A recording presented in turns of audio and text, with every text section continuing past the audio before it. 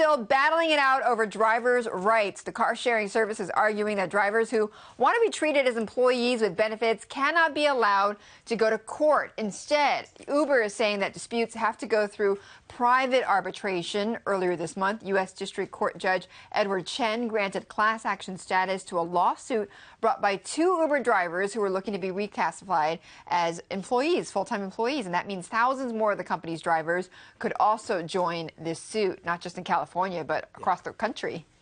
Judge Chen, he is seated in California's Northern District. He made this ruling. What's at stake here? There's apparently a fine print in Uber's contract. It says that if the drivers have a dispute, they are supposed to go to what's called the Judicial Arbitration Mediation Services. That's where these disputes are supposed to be resolved. But now what we have at issue is the Uber drivers, they're saying, well, basically, we're employees. Right. And Uber's saying, they wear no, the you're Uber not. badge. Yes. No, you're not. You're contractors because you set your own hours.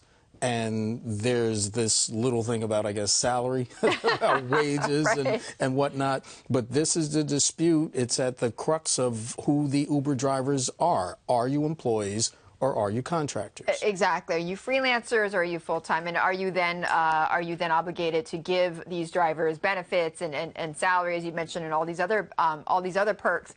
And you know, it reminds me of the battle that WeWork is having here in New York, yeah. right? Where the custodians and the housekeepers at WeWork are now picketing and demanding they be full-time employees and that they were not contractors because they wore the WeWork T-shirts.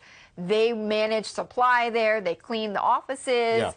Yeah. So, you know, this is when companies that are in this whole sharing economy are getting into trouble. If you want a little bit more about this story outside of our brief conversation, Joel Rosenblatt of Bloomberg Business Week wrote a great article, and he quotes Shannon Liss Reardon. She's the lawyer who represents the drivers.